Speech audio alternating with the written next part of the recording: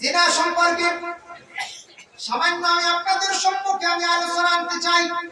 আল্লাহর বান্দাগণ কোরআন আল কারীমের মধ্যে ঘোষণা করেন, আয-যানিয়াতু ওয়াজ-যানি ফাজলিদু কুল্লা ওয়াহিদিন মিনহুমা মিআতা জালদা। আয-যানিয়াতু ওয়াজ-যানি, জিনা করনেওয়ালা পুরুষ এবং মহিলা উভয়ের যদি একবারে স্বচক্ষে যদি দেখা যায়, মাসলাই লোকে স্বচক্ষে দেখনেওয়ালা সাইজন এটা ফাস্তাশহিদু আলাইহিন্না আরবাআতাম মিনকুম সাইজন দেখনেওয়ালা এটা 8টা সৌকই। যদি লাগে দেখনেওয়ালা সাইজন না হয়, একজনে দেখলো হইতো না, আরেকজন ডাকিয়ানি দেখাইতা, আরেকদিন আরেকজন ডাকিয়ানি দেখাইছো, কিংবা তো একসঙ্গে সাইজনে দেখছো, তাহলে শরীয়তের হুকুম হইল যে এরা দোষী। এই দোষী হলরে উলা মারা হইতো, দুর্রা মারা হইতো, মিয়াতা 100টা ডান্ডা দেওয়া হইতো। ইমাম আবু হানিফা রাহমাতুল্লাহি তাআলা আলাইহি কওল কোন পুরুষ এবং মহিলাদের যদি এই ধরনের অবৈধ কাজের মধ্যে যদি দেখা যায়, তাহলে 100 তাদের ডান্ডা লাগাও। ডান্ডাটা শরীয়তের হুকুম হইল একটা ফঞ্চি হইতো,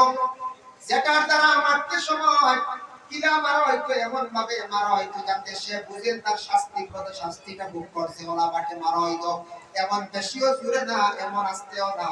মারা ব্যাপারে বিভিন্ন মত অঞ্চল কেউ কইছেন মারা খাওয়ার মধ্যে, তবে বেশিরভাগ মত হইল গিয়া মারা হইল গিয়া পিঠির মধ্যে 100টা ডান্ডা দিয়া 1 বছর লাগি তাদের দেশ ছাড়িয়া তাড়াইয়া দেওয়া হইতো। বুঝবাইত্রান শরীয়তের হুকুম 1 বছর লাগি বাজু ছাড়াই দিতে, আর মুখ আর দেখা দেখি না, এটা শাস্তি। তাই শরীয়ত এটা আমরা ভুল বসলাম, 1 বছর লাগি আমরা এই গ্রাম ছাড়াই দিছি, মানছে আমরা তাড়াইয়া দিলাম শরীয়তের হুকুম। আল্লাহর বান্দাগণ এর জন্য বিশেষ শরীয়ত দেওয়ান। এখন হইল গিয়া আরেক গ্রুপ বিবাহিত পুরুষ এবং মহিলারা, যদি বিবাহিত কোন পুরুষ এবং মহিলা এই ধরনের অবৈধ কাজের মধ্যে যদি পাওয়া যায়, তাহলে শরীয়তের হুকুম হইল গিয়া এরার উপরে রজম বাকি হয়ে গেছে। রজম ঢুকেছিল হাতকর মারা, খবর পর্যন্ত বর্ত করিয়া গাড়িয়া এরারে হাতকর মারিয়া দুনিয়ার থাকি সালানি কত বড় মানে গুনাহগার অপরাধকারী ব্যক্তি, যার জন্য শরীয়তের হুকুম আমাদের ভারতবর্ষ গণতন্ত্র দেশ, সেই দেশের মধ্যে শরীয়তের সব বিধান কিন্তু চালানো যায় না। পুরা ডান্ডা দেওয়া যায়, কিন্তু রজম হাতকর মারিয়া মারা এই মাসলাটা যেটা আছে, এটা আবার আমরা দেশ এটা হজ জারি করেন না, ফেলে জানেন গণতন্ত্র দেশ ভারতবর্ষ, সেই দেশ। এই ভারতবর্ষের মধ্যে কিছু আমরা কোরআনের সব বিচার চালানো যায় না, কিন্তু কোরআনের হক বিচার সৌদি আরবের মধ্যে চলে না চলে। কাতলের বদলা কাতল, জিনা করছে ধরা করছে তারও কাতলের হুকুম দেওয়া হয়ে যায়, চুরি করছে তার হাত কাট হয়ে যায়, কোরআনের সঠিক বিচার হয়। সেই সৌদি আরব, আমরা ভারতবর্ষ সেই গণতন্ত্র দেশের মধ্যে কোরআনের সব বিচার চালানো যায় না। তবে এর মধ্যে আলা হাজার কিয়াস দ্বারা কিছু মাসলা হলো আলিম হলে হজ জারি করা হয়, যেগুলা সঠিক আছে যেমন 100 ডান্ডা, এটা আবার জারি করা যায়। আজকে কি দেওয়ান 2-2.5 বছর 3 বছর পূর্বে ভারতবর্ষে নির্ভয়া কাণ্ডের 60 জনকে একই সঙ্গে মানে মৃত্যুদণ্ড দেওয়া হয়েছে। আপনারা নিশ্চয় সোশ্যাল মিডিয়াতে দেখছেন কিনা নাম দেখছেন। আল্লাহর বান্দাগণ, এটা একটা আইন বানানো হয়েছে গিয়া যে কোন পুরুষ হলে যদি কোন মহিলাদের উপর যদি এইভাবে নির্যাতন চালাইয়া সেই মহিলারে যদি হত্যা করে দেয়, তাহলে জানিয়া রাখবা এরা আবার মৃত্যুদণ্ডের আদেশ দেওয়া হইব, ফাঁসি দেওয়া হইব। যদি নির্যাতন করিয়া যদি হত্যা করি দেয়, তাহলে মৃত্যুদণ্ডের আদেশ দেওয়া হইব ডাইরেক্ট, এবার ফাঁসিতে ঝুলানো হইব। কারণ কিনা ভারতবর্ষে যে 4 জনকে একই সঙ্গে ফাঁসি দেওয়া হইছিল, এটা একটা আইন হয়ে গেছে যে যারা নির্যাতন করিয়া কোন মহিলারে মৃত্যুদণ্ড মানে মারি নাই বা এরা মৃত্যুদণ্ডের আদেশ, এটা আমার ফাইনাল, এটা একবারে ফাইনাল জানিয়ে রাখা। প্রায় জায়গা ভারতবর্ষে মৃত্যুদণ্ডের আদেশ বিভিন্ন কোর্টে দিয়া থাকে, তাই না দিয়া থাকে। এর জন্য আল্লাহর বান্দাগণ, রাসূলুল্লাহ সাল্লাল্লাহু আলাইহি ওয়াসাল্লামের জামানায় একজন মহিলা গুনাহ করছেন, গুনাহ করিয়া গুনাহ জিনা গুনাহ করিয়া আল্লাহর রাসূলের কাছে গিয়া বলেন, ইয়া রাসূলুল্লাহ, আমি আপনার কাছে আইছি, আমার জীবনে আমি গুনাহ করে গাইছি, গুনাহ জিনা।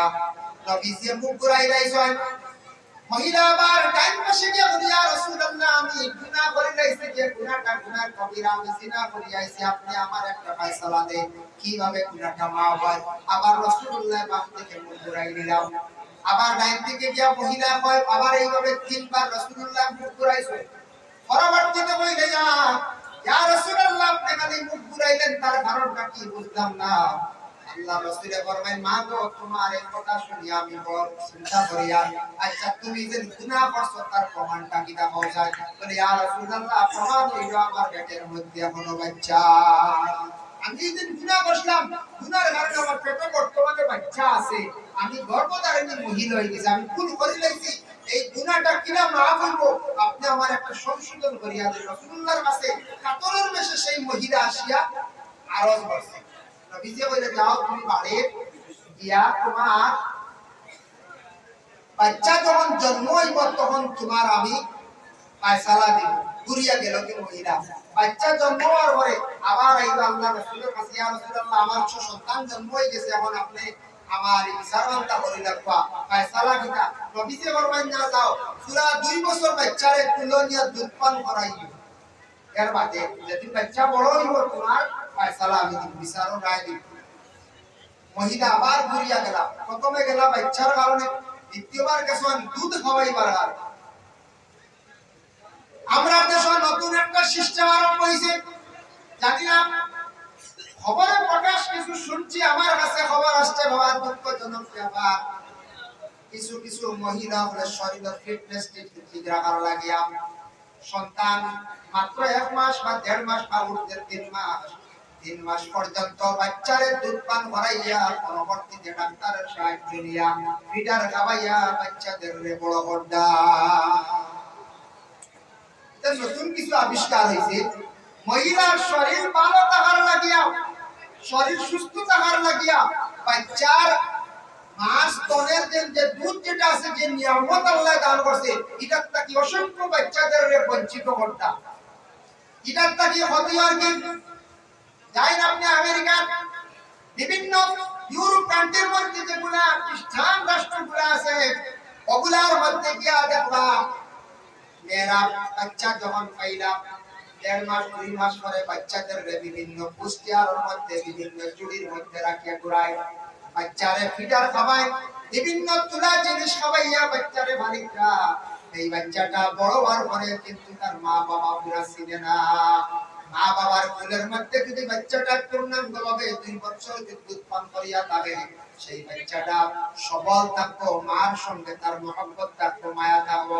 আজ পর্যন্ত এখন দেখা যায় আমাদের দেশে অনেক মা জননীরা কান্দিতরা মা বলে জমিনের মধ্যে দুঃখ প্রকাশ করতা বাচ্চারা এত কষ্ট করিয়া লালন পালন করলাম আজকে সামান্য বড় হইয়াও বাচ্চা আমার কথা শুনে না আমারে চায় না মার কাছ থেকে বাচ্চাদের ছোট থাকতে হলে তার মায়া মহব্বতটা অটোমেটিক সরে যায় গিয়া এর লাগি মা বাবা বাচ্চার হক আদায় করতে না প্রথম বিশেষ করিয়া মায়ের স্তনের দুধ খাওয়াইতে না গুনাহগার হইবার জবাবদিহি হইবে আপনি এই বাচ্চা মার স্তনের দুধ বেশি খাইলে এটার মধ্যে বিশেষ করিয়া বিভিন্ন বই পুস্তকের মধ্যে লেখছেন বিভিন্ন বিজ্ঞানীরা সার্চ করছেন তারা এই মায়ের স্তনের দুধ খাওয়ারে যে বাচ্চা মায়ের পূর্ণাঙ্গভাবে 2 বছর উঠতে 2.5 বছর বিভিন্ন কৌলে 2.5 বছর পর্যন্ত দুধ পান করে সেই বাচ্চা একজন মেধাবী ভালো জ্ঞানী সেই বাচ্চা হইতে পারে সুবহানাল্লাহ তার জ্ঞান